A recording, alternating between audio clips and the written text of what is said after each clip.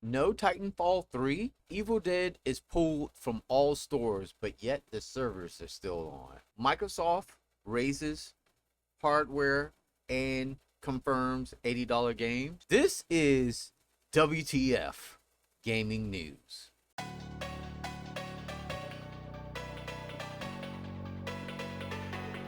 What's good, everybody? DJ Tech Romancer here. While I'm not behind the DJ decks, I'm bringing you tech, games, and more for you all.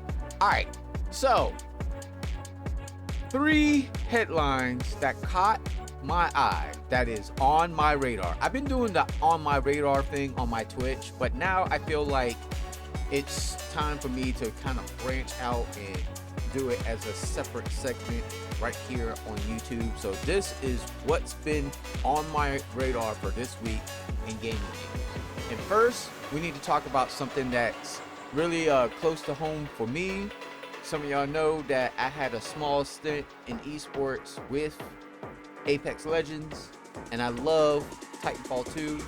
So I got to talk about how Titanfall 3 might not come to pass. And that's all due to because EA just recently laid off 500 employees, and everybody's just like, we don't think Titanfall 3 is going to come to fruition. Well, I'm going to say this. Right now, it's probably not going to happen. But if you saw what happened with what I've been playing currently, Fatal Fury, City of the Wolves, it is possible. It's just not possible right now. Maybe down the line, maybe EA becomes a better company. Maybe you'll find some devs that are very passionate about it. Might not happen currently, but maybe 3 or 4 years down the line, maybe 10 years down the line, it might happen. I don't know. But as for standing right now, it's not happening. And that's really, really sad, because I really, really wanted a third Titanfall game. That second Titanfall game, I still play to this day. Like, I'll get an itch and I'm like, dude, I gotta play that game. And it's not just the campaign. I actually like the multiplayer in it as well, which is big coming from me. Thus why I got really into Apex Legends. So it's a really, really solid game, and it's sad that we won't see a future rendition to that, even though technically everybody would say the future rendition is Apex Legends. But no, some of us want an actual Titanfall game, not a Apex Legends game, but is what it is. Alright, so let's move on to the next thing, and that is Evil Dead. The only reason why I'm like, this is a WTF is because, to me, why keep the servers on for the current players, where you could have got more of a player base if you decided maybe one, just go ahead and make the game free to play. That way people could grab the game, it will draw attention to the game, and you might have gotten more players drawn to the game. I'm an Evil Dead fan. If I heard that the Evil Dead game went free to play, I would have went and picked it up. But instead, they chose this move to pull it from stores. They could have made the game free to play. They could have went cheaper. They could have made the game like what, $10, $5. Just made it a more affordable price to get more eyeballs on it. I don't know if this was a smart decision, but that's also because I'm big about game preservation too. And I hate to say it, with live service, the biggest thing that happens is we lose games, and games don't get preserved. Like, when I heard that this game got delisted from Steam, I was immediately like, yo, I would have picked that up if I had some heads up that it was getting pulled and all that. It's just got pulled. Like, what the fuck? Come on, guys. What is this? Like, seriously, I understand that maybe the publisher didn't get to renew the license, and that's the problem with licensed games. You get a license, you get the license for X amount of time. And if the game doesn't do well or doesn't have X amount of numbers or anything like that, by the time you get the license renewal, which makes sense because it's been 3 years after the game's been released, they have to basically pull the game. And I'm betting this is what's happening. There's been issues with licensing. The license holders are like, oh, well, this game didn't make X amount of money, blah, blah, blah. So you don't get to renew the license. And that's probably why it got pulled. However, I wish, like I said before, that they had made a strategy to be like, hey, we're coming up towards the end of the license. How about we do one final straw? They should have plant this out maybe like 6 months before termination of license or renewal of license, and then like, hey, let's do a big push to get people to play this game, so that way it would help our numbers to renew the license. I'm really upset because, not from a game preservation perspective, but also as a fan for Evil Dead, if there was no notification of like, hey, we're gonna pull this out of the stores, they just pulled it out of the stores and didn't tell nobody until like, hey, we're pulling it. I'm hoping that now that there's a lot of news media and everything and eyeballs on this, that maybe, just maybe, they get a renewal on their license and the game comes back. And hopefully they develop a strategy to not only bring the game back since the servers are still online, but allow other players to go ahead and grab this game before termination of the servers and all that. But I'm just like, what? This makes no sense. Like, oh my God. Come on. All right. Now, last thing I'm going to talk about is Microsoft has confirmed that they're raising prices on Xbox hardware, and they said that they're going to be $80 games. So they're making the same move like Nintendo. And technically, I can argue that games have been more expensive than $80, that we've already been in the $120 to $150 game price due to like ultimate editions and wanting extra DLC and all that. But let me just entertain average price. So that's added price. What they're saying is $80 for average price. I think this is a bad move, but I know that we're in an economy right now of uncertainty with tariffs and all that stuff. So I get it. They need to cover their butts for hardware, and developers want to cover their butts as well. But I haven't seen really, from the Xbox side of things, I haven't really seen anything that says, hey, you know, they got that killer Xbox exclusive or stuff like that. Hopefully they come out with Gear 6 soon. I want that to come out soon. But other than that, I don't see anything on the Xbox side of things that granted me to be like, hey, I'm gonna run out and get an Xbox Series X and S. I'm still rocking my, you know, well, yes, I still got 360, but I still rocking the regular Xbox X, not the Series X. So I don't know, man. This might be detrimental to them. I know there's some of you out there that's like, Bree, we know you've made the move to PC gaming, but PC gaming is going up too. Yes, PC gaming is going up.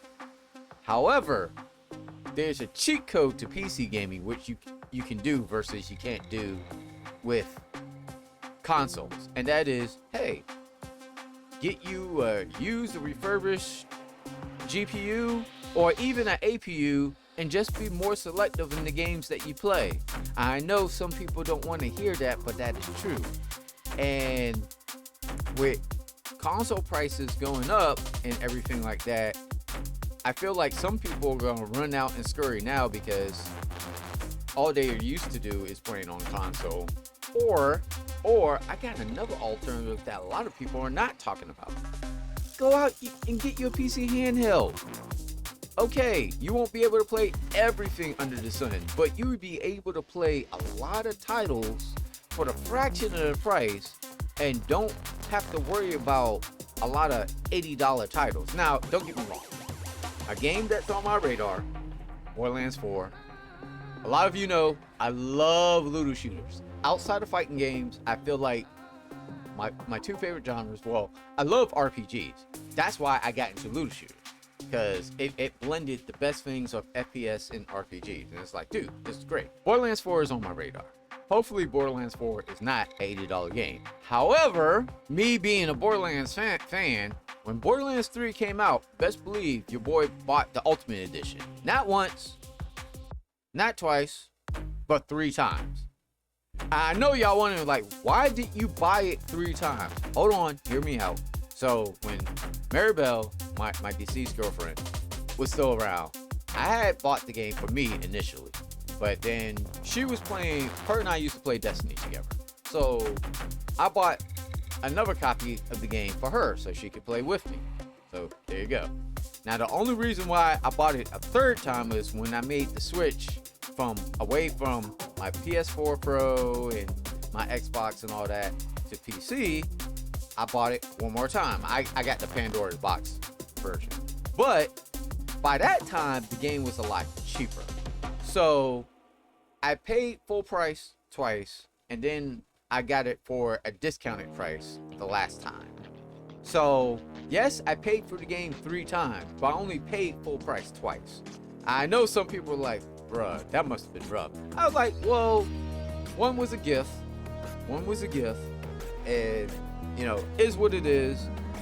I did that. But now, with games being $80, and if you're someone like me that got maybe like other people you want to play with you and all that, are you gonna sit there and spend $160, $240, $360 for 4 people? Are you gonna pay that much to have other people play with you on a game? I don't know, it's a scratch. See, at least with the Nintendo Switch, a lot of the Switch stuff is single player experience. Yes, there's some multiplayer games on it, but majority of it's single player experience. I think more people are more willing to slide from the $80 price hike, but really, $80 a game, and you're talking about multiplayer games. I don't know, that's really a stretch, guys. That's really a stretch. Like, seriously, like, I don't know. I don't know. And it's not just paying the $80.